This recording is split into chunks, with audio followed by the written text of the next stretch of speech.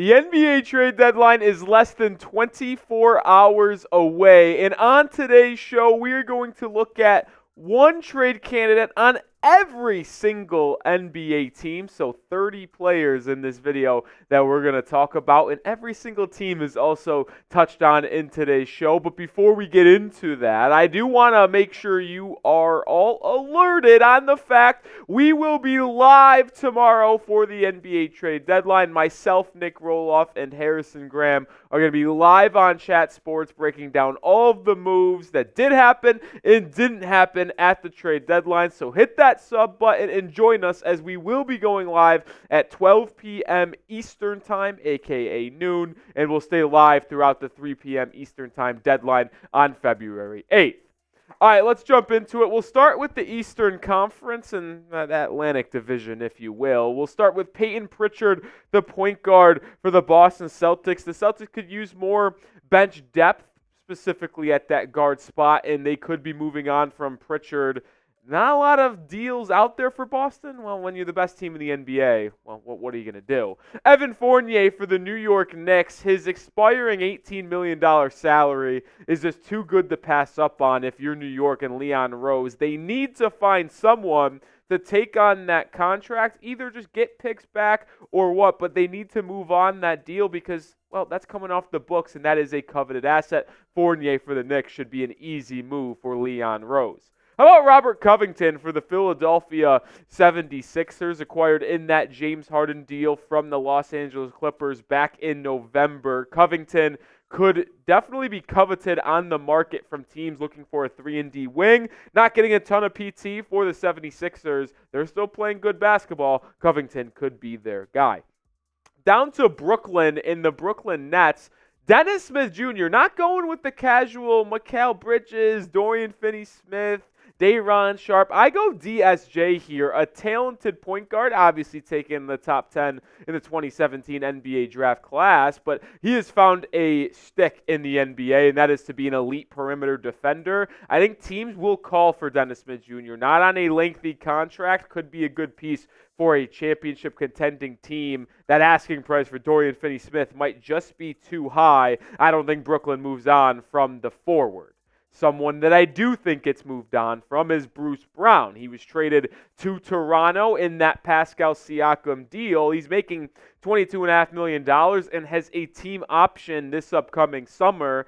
There's a ton of reports about the Raptors wanting to reroute Brown before the deadline passes. I believe they will find a home. The question, will it be potentially the Knicks or the Lakers? Brown, a very good role player, but he's on that big contract. Who is going to bite on Bruce Brown?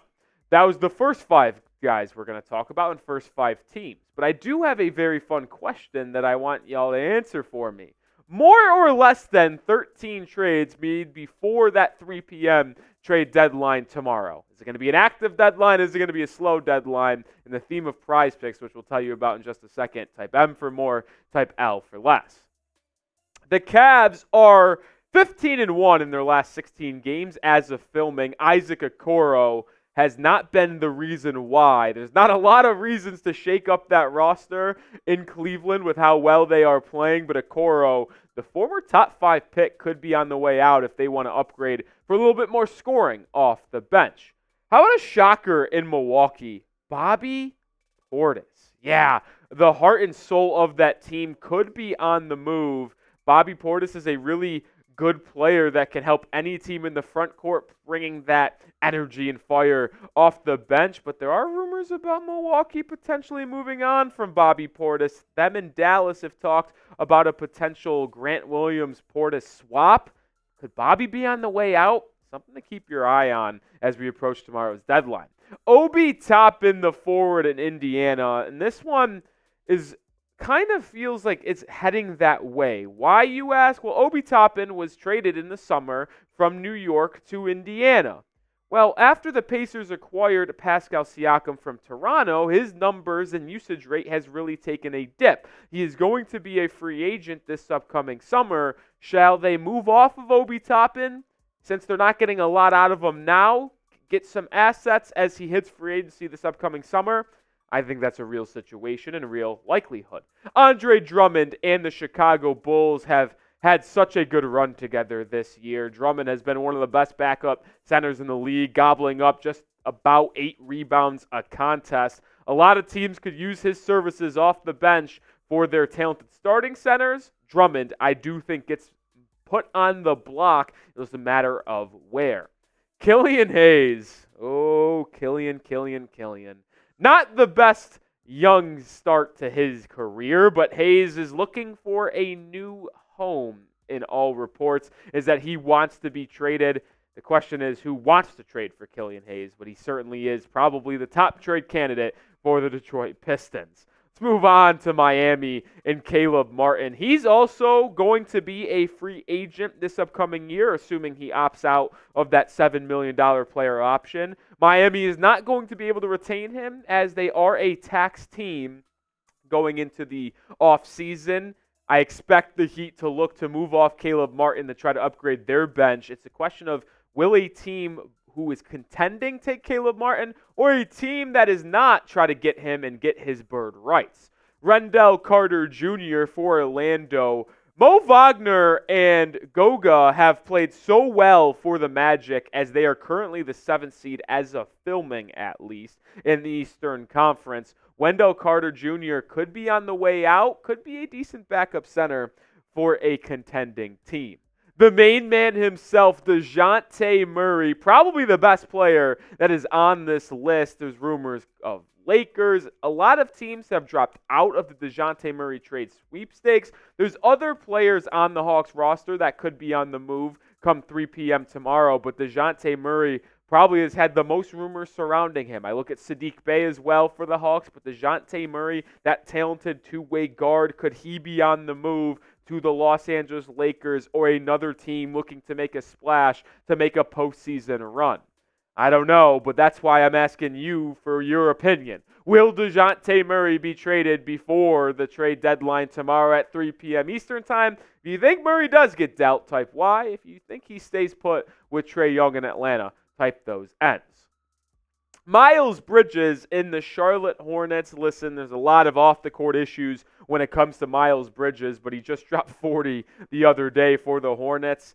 Could a team like Phoenix follow through on those rumors that have been reported about Miles Bridges? I think Bridges will be dealt. That is a personal opinion. Closing out the Eastern Conference teams, Tyus Jones, the talented guard in Washington, one of the best assists to turnover ratios in NBA history. He does not turn the ball over. It would be coveted by a lot of teams needing depth at that point guard position. You maybe look at a team like the Boston Celtics, if they could afford his salary, to have him come off the bench and handle that second unit.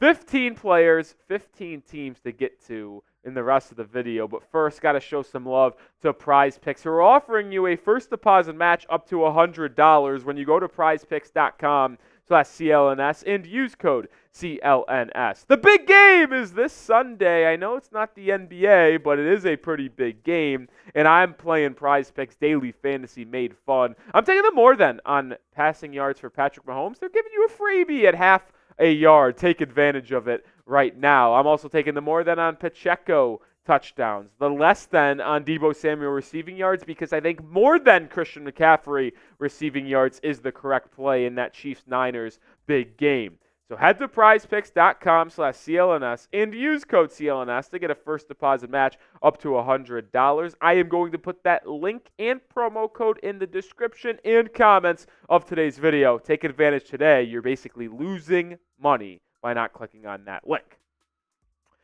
The Thunder are having an outstanding year. There's no debating that, and it's really hard to find a reason why they would shake up anything on this roster. So I'm going to go with the young guard, Tre Mann, just simply not in the rotation for Oklahoma City. Could they move on and get a team to bite on his upside potentially in the future to upgrade that bench currently? Hard to imagine Tre Mann or anybody on the Thunder being dealt, but that is my best guess. Same thing goes for the Minnesota Timberwolves, but I am going to go with Kyle Anderson, who's making about $9 million. And yes, he is a good player. He's a fan favorite. Slow-mo, they call him in the Minnesota Timberwolves organization, but I just think if they want to make a splash and really fortify that roster to make a run in the postseason, Kyle Anderson might have to be the guy that gets dealt.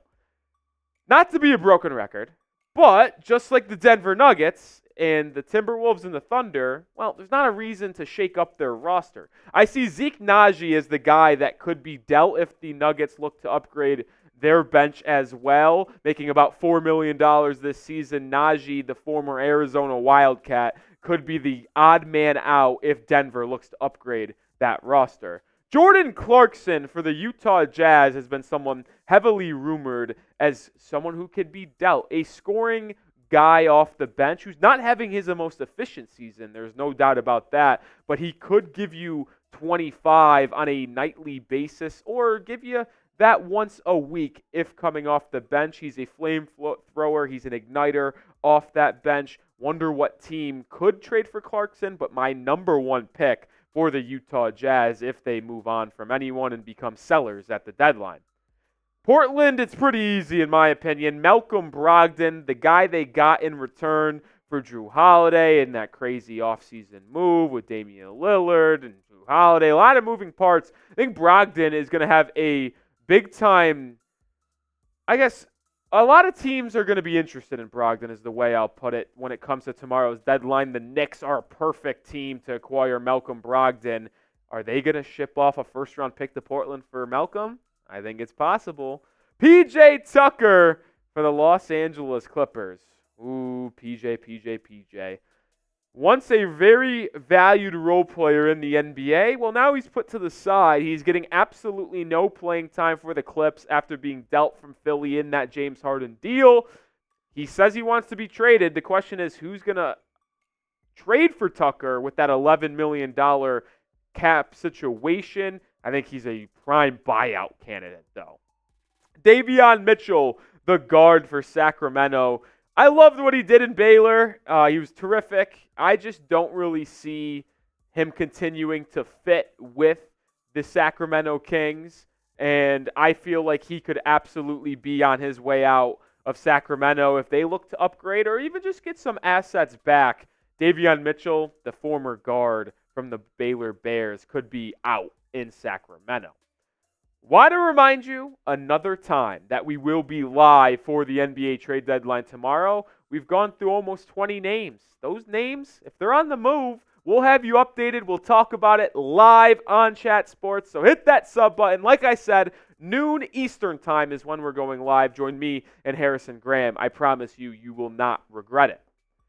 Bol Bol for the Suns. They don't have a lot of people they can ship off, as they do have a lot of people playing, a lot of veterans, but Bol Bol could be the guy to recoup maybe a second-round pick or try to get someone else. Who could they send to Charlotte for Miles Bridges if that's who they really want? Maybe Bol Bol's that guy. The Suns were a difficult team to try to find their most likely trade candidate. The Lakers, not so much. D'Angelo Russell has had a scorching month of January, averaging more than 20 points a game and shooting 45% from beyond the arc. But he is the main guy rumored to potentially go in other moves for a Dejounte Murray type player, maybe a Bruce Brown type guy as well. Could the Lakers ship off D'Lo to pair someone else with Austin Reeves in that backcourt? All I know is that the former number 2 overall pick is having one quite start to 2024. I don't know, man. I would try to keep him. I'd try to keep him. Andrew Wiggins, unfortunately for the Golden State Warriors, it's going to be difficult to deal him because he is viewed as a negative asset as of right now because he's having the first year of that $24 million extension per season. Wiggins, I'm a big fan of his game, but I think he might be on the move as the Warriors might blow things up. The deadline is less than 24 hours away. If you're like me and are excited to see all the deals happen as teams like to fortify their rosters to make a postseason push, as we're just about 2.5 months away from that postseason, which is crazy to say. But if you're excited for tomorrow, type me, and I'm spamming my me's as well. The Pelicans have an interesting situation on their hands. They're currently the 7th seed in the Western Conference at the time of filming. They lead their division. Are they going to make a push? That is the big question. Could they use a first-round pick just from a year ago, Dyson Daniels, to upgrade the roster around Zion, B.I., C.J. McCollum, Trey Murphy, Herb Jones? Dyson Daniels, I don't know if he fits their current build, and if I had to pick someone that they move off of, I think Daniels could be the guy. They got the rookie Jordan Hawkins off the bench, the sniper from UConn. Daniels could be a sneaky guy that gets traded, and everyone's just like, wow, didn't really see that one coming. I really do believe Dyson could be on the move. Richaun Holmes for the Dallas Mavericks is carrying too high of a price tag for that Dallas team, and they're looking to upgrade that backup center position and just their front court as a whole. Richaun Holmes' contract can easily be moved to find a big-time player that is making a little bit more money than him to get a new front court piece in Dallas.